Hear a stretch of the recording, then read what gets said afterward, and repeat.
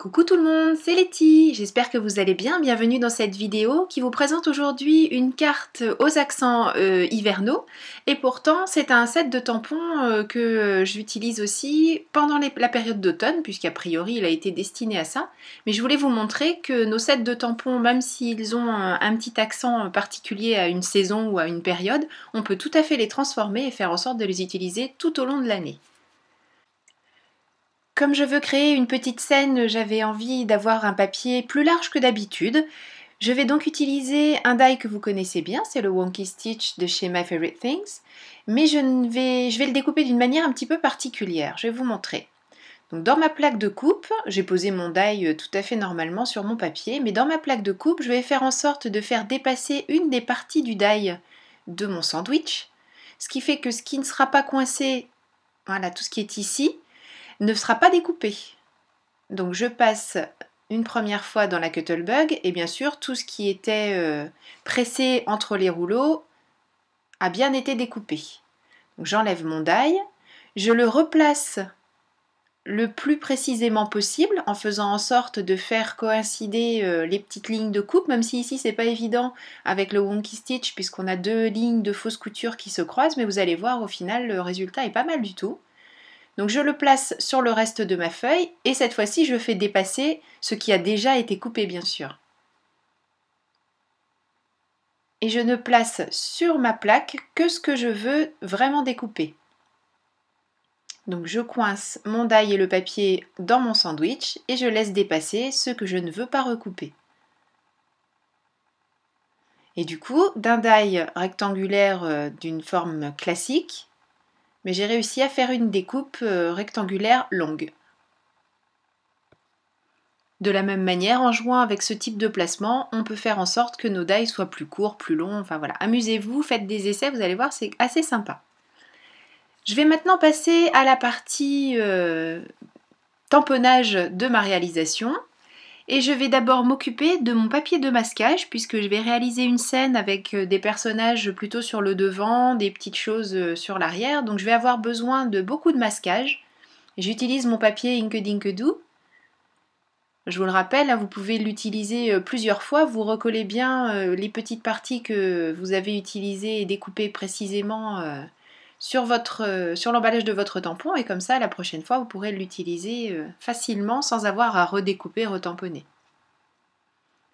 Je place tout ça dans ma presse de précision pour plus de rapidité et de précision puisqu'elle porte bien son nom, cette presse. Et j'ai choisi d'utiliser aujourd'hui de l'encre Memento, ça c'est ce que j'utilise souvent, d'autant que là je vais travailler avec les feutres à alcool.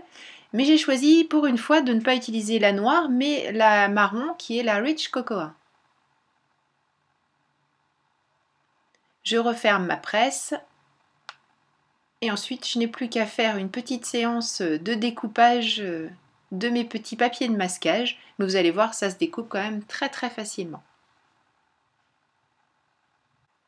Alors, je ne vous montre pas l'intégralité des découpes, ça n'a pas beaucoup d'intérêt, juste là un petit focus pour vous rappeler que quand vous découpez votre papier de masquage, il faut bien mordre sur votre ligne de tamponnage, n'hésitez pas à vraiment vous placer sur le milieu de votre ligne de tampon, tout simplement parce qu'après quand on va placer ce masque sur la vraie forme, eh bien ça va venir s'imbriquer comme une pièce de puzzle et bien tout protéger. Je vais commencer à tamponner ma petite scène. Alors vous voyez sur la gauche la première carte que j'avais filmée pour vous et puis je trouvais qu'on ne voyait pas suffisamment, il y avait le reflet de ma lampe dans ma plaque de verre, enfin c'était pas très joli et j'ai pas eu envie de vous montrer ça. Donc eh bien j'ai refait une vidéo. J'utilise bien sûr ma presse de précision pour faire mon tamponnage et ici je vous montre que ça s'en va très très facilement, le papier de protection. Et ensuite, comme j'ai bien découpé en mordant sur ma ligne de tamponnage, quand je mets mon petit personnage, on voit bien que la ligne de tampon que je viens de faire reste visible, ce qui fait que toute ma pièce sera bien protégée et que je n'aurai pas de petit halo blanc autour de ma découpe une fois que j'enlèverai tout le papier de masquage comme on le verra tout à l'heure à la fin. Donc là, ce sont toutes les pièces qui vont être sur le devant de la scène. C'est pour ça que je les ai tamponnées en premier et que je les ai protégées. Maintenant, je rajoute ce qui va venir derrière, à savoir sur la gauche, là c'est un petit rondin de bois, et sur la droite, un tas de feuilles mortes. Je les place là où je souhaite qu'ils apparaissent dans ma scène. Je mets mon encre, je referme ma presse et je tamponne. Donc pour l'instant ça va ressembler un petit peu à un gros bazar puisque tout est tamponné les uns sur les autres. Mais comme on a protégé avec notre papier de masquage, vous allez voir, il y a zéro problème. Dans une chute de papier de masquage, j'ai tout simplement découpé une petite vague avec mes ciseaux pour me permettre de réaliser mon fond neige et le fond ciel qui lui correspond. Donc je garde bien les deux parties, vous allez voir. On va d'abord utiliser celle-ci pour réaliser la neige.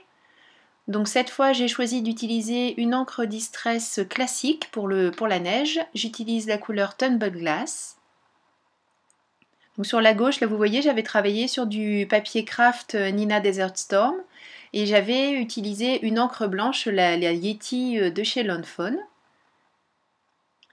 Mais là, comme je travaille sur du papier blanc, j'ai choisi d'utiliser de la Distress. Donc je vous montre que j'avais oublié de mettre le masque sur le tas de feuilles et en continuant avec mon encre Distress, je m'aperçois que j'ai aussi oublié de la mettre sur la petite bûche. Donc je mets mes papiers de masquage et je peux maintenant faire mon fond bleu. Bien sûr, si je n'avais pas mis ces papiers de masquage, le tas de feuilles et la bûche auraient été bleus, ce qui n'est pas vraiment ce que je souhaitais. Une fois que j'ai terminé cette première partie, j'enlève le masque qui vient délimiter la neige sur ma scène. Bien sûr, je laisse tous les autres masques en place. Je mets la deuxième partie, celle qui correspond exactement à celle que je viens d'utiliser, qui est son négatif, entre guillemets. Et cette fois-ci, j'utilise toujours une encre Distress, mais une Distress Oxide. Et c'est la Broken China avec laquelle je vais venir réaliser tout mon ciel. Donc le fait d'utiliser là une encre oxyde, je vais avoir quelque chose d'un peu dufteux. Et justement pour ce paysage de neige, je trouvais que cet effet dufteux de la Distress Oxide vraiment était très, très adapté. Je vais y arriver, hein, j'ai un peu de mal aujourd'hui. Hein. Je prends mon masque nuage de chez Tout en Colle. Et avec la Distress Oxide toujours, mais cette fois-ci Faded Jeans, je viens réaliser un petit effet cotonneux sur mon ciel. Et avec ce pochoir pluie de cœur, toujours de chez Tout en Colle, et mon encre Yeti de chez Lawn Fawn, avec un petit doigt de mousse, je viens réaliser un semis de cœur qui est censé représenter la neige. Et maintenant, c'est la partie que je préfère. On va venir enlever tous les masques.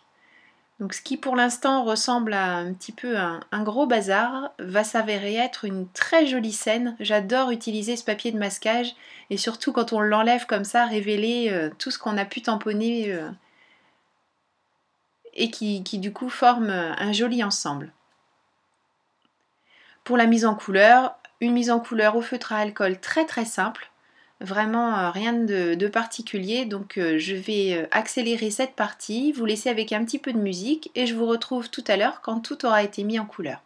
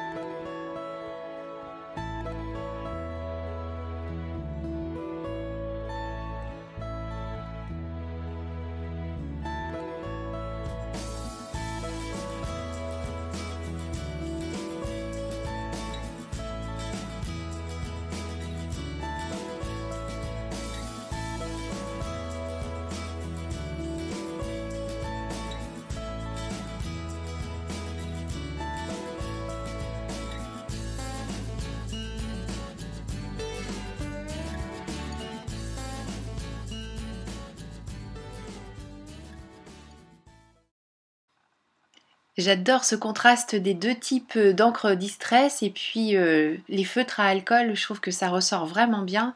Je suis très très contente du résultat, j'espère que ça vous plaît aussi. Pour mettre ça en place sur ma base de cartes que j'ai choisie couleur craft, j'utilise mon dérouleur d'adhésif Crafters Companion puisque je n'ai aucun souci sur sa durabilité dans le temps. Et j'utilise mon massicot pour faire ma marque de pli et toutes mes découpes. Une fois que j'ai fait la base de carte à la taille que je souhaitais, je prends bien sûr mon pinceau à paillettes Spectrum Noir parce que je voulais que ma neige soit bien brillante et avec ce magnifique pinceau pailleté, ma foi, je ne suis pas du tout déçue du résultat même si c'est quasi impossible de vous le montrer à la caméra. J'espère que cette réalisation vous a plu, qu'elle vous aura donné des idées comme d'habitude pour faire vos propres réalisations. Merci beaucoup d'avoir suivi cette vidéo et je profite de cette dernière ligne droite avant Noël pour vous souhaiter un très joyeux Noël et surtout de très beaux moments avec vos proches. Merci beaucoup et à la semaine prochaine. Gros bisous. Bye bye.